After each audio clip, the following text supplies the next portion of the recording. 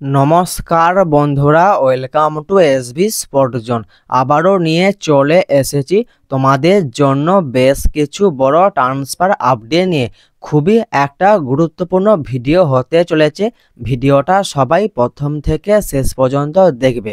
তো চলো ভিডিওটা শুরু করা যাক। প্রথমেই তোমাদেরকে যে আপডেটটা জানাবো সেটা হলো যে আইএসএল অনিশ্চিত হবার জন্য আইএসএল এর বেশ কয়েকটা ক্লাব তারা যে সিদ্ধান্ত নিয়েছে সেই একই সিদ্ধান্ত নিল Chennai FC management. Chennai FC management তারা তাদের ফুটবল প্লেয়ার এবং স্টাফেদের সঙ্গে সব কন্ট্রাক্ট তারা ছিন্ন করলো। এইরকমই একটা বড় সিদ্ধান্ত নিয়ে নিল চেন্নাই এফসি ম্যানেজমেন্ট।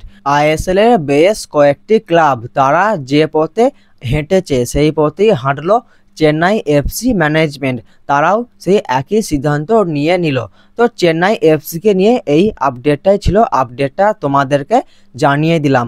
এরপর ব্যাপার হলো এটাই যে চেন্নাই এফসির প্লেয়াররা এখন সবাই ফ্রি প্লেয়ার, কিন্তু ব্যাপার হলো এটাই যে মোহনবাগান ম্যানেজমেন্ট তারা মুম্বাই সিটি এফসি থেকে মেহতাব সিংকে সাইন করাবার জন্য অনেক চেষ্টা করছিল।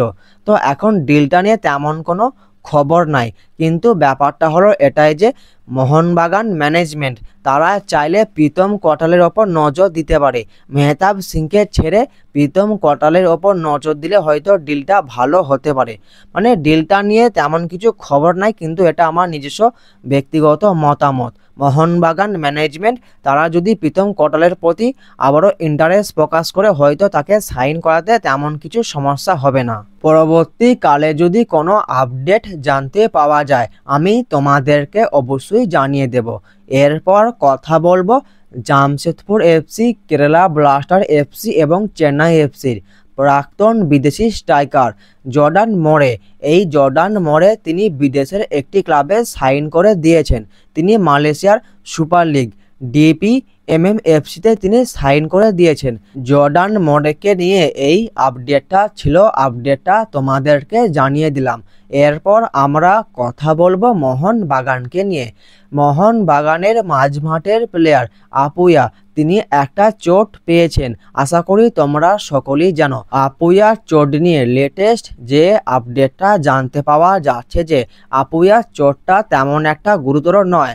মোহনবাগানের পরবর্তী ম্যাচ ডায়মন্ড হারবার এফসির বিরুদ্ধে, এই ম্যাচের আগে যদি আপুইয়া তিনি মোটামুটি তিনি যদি ম্যাচ খেলার মতন তৈরি থাকেন তাহলে হয়তো তাকে কিছুক্ষণ খেলানো হতে পারে। আপুইয়াকে নিয়ে এইরকমই আপডেট লেটেস্ট জানতে পাওয়া যাচ্ছে, দেখা যাক শেষমেশ কি হয়। এরপর কথা বলবো মুম্বাই সিটি এফসিকে নিয়ে। মুম্বাই সিটি এফসির সঙ্গে যুক্ত ছিল সিটি ফুটবল গ্রুপ, তারা মুম্বাই সিটি এফসির সঙ্গে সব সম্পর্ক ছিন্ন করে নিয়েছে। এইরকমই আপডেট মুম্বাই সিটি এফসিকে নিয়ে জানতে পাওয়া যাচ্ছে। খবরটা তোমাদেরকে জানিয়ে দিলাম। এরপর কথা বলবো ইস্টবেঙ্গল এফসিকে নিয়ে। ইস্টবেঙ্গল এফসির young star player Sayan Banerjee, Sayan ব্যানার্জিকে অফার করেছে পাঞ্জাব এফসি ম্যানেজমেন্ট। এইরকমই একটা বড় আপডেট সায়ন ব্যানার্জিকে নিয়ে জানতে পাওয়া যাচ্ছে। সায়ন ব্যানার্জির সঙ্গে ইস্টবেঙ্গল এফসির এখনও কন্ট্রাক্ট আছে 1 বছরে, তার কন্ট্রাক্ট শেষ হচ্ছে 31শে মে 2026 সালে। কিন্তু পাঞ্জাব এফসি এই সায়ন ব্যানার্জিকে বেশ একটা ভালো কন্ট্রাক্ট অফার করেছে এবং কথাবার্তা কিন্তু চলছে। মানে পাঞ্জাব এফসির তরফ থেকে সায়ন ব্যানার্জিকে নেবার জন্য বেশ বড় একটা অফার করা হয়েছে। দেখা যাক শেষমেশ ইস্টবেঙ্গল এফসি ম্যানেজমেন্ট তারা কি সিদ্ধান্ত নেয়, এটা এখন দেখার বিষয়।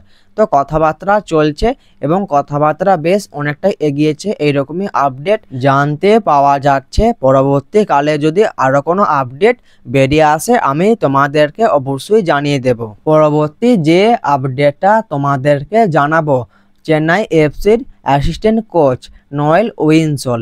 এই নোয়েল উইনসলকে ভারতীয় ফুটবলের আন্ডার-23 ন্যাশনাল টিমের অ্যাসিস্ট্যান্ট কোচ হিসেবে নিয়োগ করলো এআইএফএফ। এইরকমই আপডেট চেন্নাই এফসির এই অ্যাসিস্ট্যান্ট কোচকে নিয়ে জানতে পাওয়া যাচ্ছে।